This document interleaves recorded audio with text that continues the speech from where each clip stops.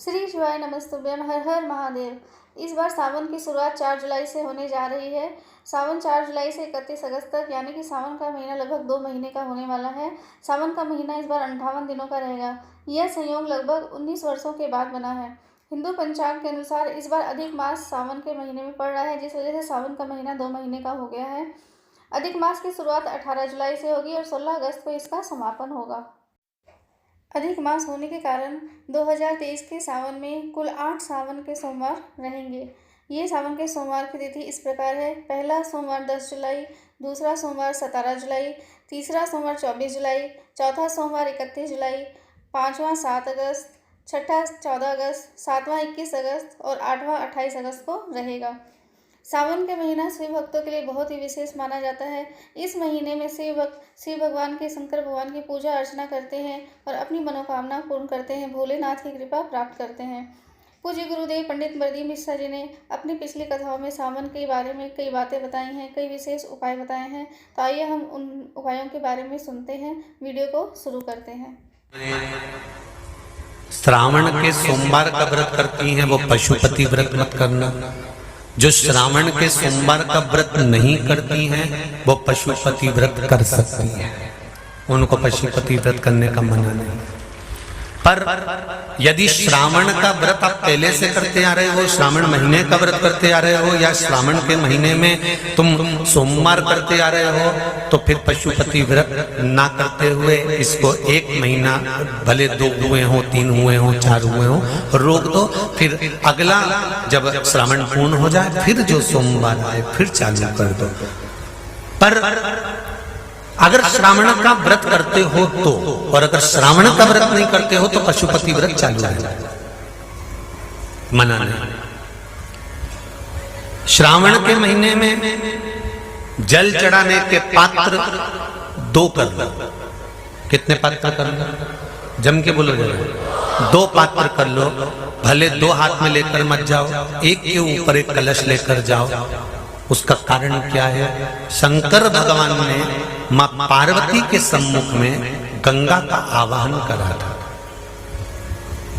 तो गंगा जी ने आकर पूछा था, स्वामी जब पार्वती आपके नजदीक में विराजमान है तो मुझे बुलाने का कारण क्या था? भगवान शंकर कहते हैं, श्रावण का महीना प्रारंभ हो रहा है, जब मेरे ऊपर सृष्टि का भार आएगा तो मुझे गंगा और पार्वती दोनों की जरूरत पड़ेगी। महाराज शिव कथा कह रहे हैं, सावन का व्रत करो तो पशुपति व्रत मत करना, और पशुपति व्रत करो तो सावन का सोमवार का व्रत मत करना। 2 जल के पात्र सावन के महीने में, भले एक बड़ा पात्र हो, एक छोटा सा पात्र हो, पात्र भी नहीं हो तो उसके ऊपर भले कटोरी रख लेना, पर 2 पात्र से जल शिव जी को एक साथ समर्पित करना।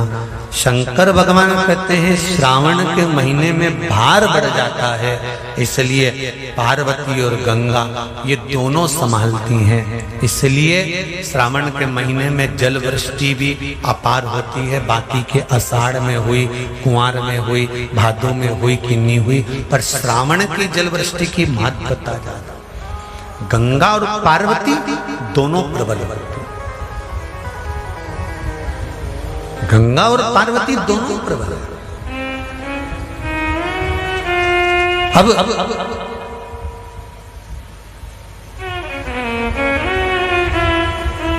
भृंगी ने कृष्ण खड़ा कर दिया।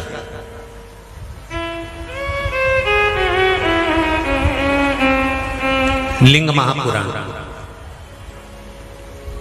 स्कंद पुराण और लिंग पुराण का यह संवाद। भृंगी ने कृष्ण खड़ा कर दिया कि अगर गंगा और पार्वती दोनों ही आपके नजदीक रहती हैं तो क्या गंगा आपके मस्तक पर नहीं रहेगी? शंकर भगवान कहते हैं, सुनो भृंगी, श्रावण के महीने में साधारण से साधारण व्यक्ति भी जब 2 पात्र लेकर शंकर को जल चढ़ाने के लिए आएगा तो एक पात्र का जल अपने आप गंगा जल बन जाएगा। अपने आप उसको गंगा जल ले जाने की भी जरूरत नहीं पड़ेगी। 2 पात्र का जल जब जाता है तो वो गंगा जल का ही स्वरूप हो जाता है।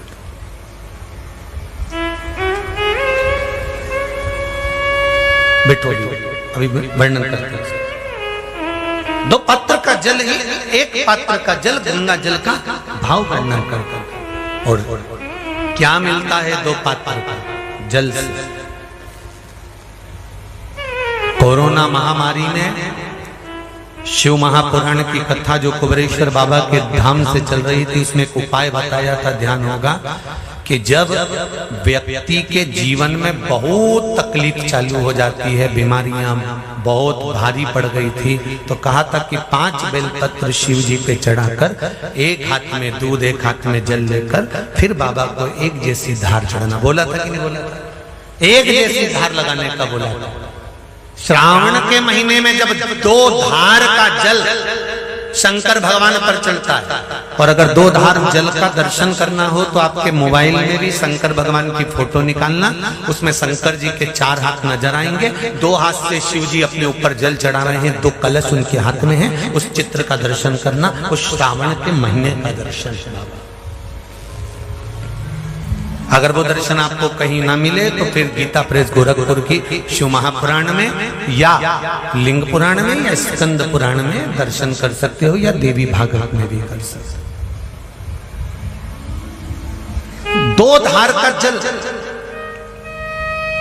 यदि हमारे व्यापार में तकलीफ आ रही है, कहीं उन्नति की सीढ़ी पर चढ़ने में तकलीफ आ रही है, या कहीं हम हमारे कार्य के प्रति काम अटक रहा है, यदि काम अटक रहा है, हमें और सरल भाषा में समझ लो, और सरल में समझो। जब मालूम पड़े कि कहीं कचरा अड़ गया, ठीक है, तो चतुर लोग क्या करते हैं? जो चतुर माताएं होती हैं, बुजुर्ग होते हैं, वो क्या करते हैं? जम के 1 बाल्टी पानी डाल दे। बोले कि नहीं बोले? अरे बोलो जम के जरा 1 बाल्टी जरा जम के पानी डाल, और जो जम के पानी डालेगा ना तो कचरा निकल गया। उसी तरह जीवन में अगर दुख चल रहा है, तकलीफें चल रही है, कष्ट चल रहा है, बीमारी चल रही है, परेशानियां चल रही हैं, रास्ता नहीं मिल रहा, तो पूरा सावन का महीना 2 कलश लेकर 1 बाल्टी पानी अर्थात 2 कलश से जब जल चढ़ाएंगे तो जिंदगी का कचरा भी अपने आप हट जाएगा और जीवन सार्थक। ये कावड़ की महत्वता, दुनिया के लोग क्यों कावड़ लेकर जाते हैं? कावड़ ले जाने का मतलब, आज भी लोगों के फोन पे कोई छावर से, कोई आष्टा से, कोई सुजालपुर से, कोई कहीं से, हम गुरुजी हम महिलाएं कावड़ लेके आ जाएं। हमने कहा इतनी दूर से, कहाँ दूर से कावड़ लेकर आ रही हो? यहीं की यहीं भर लीजिए, यहीं की यहीं चला दीजिए।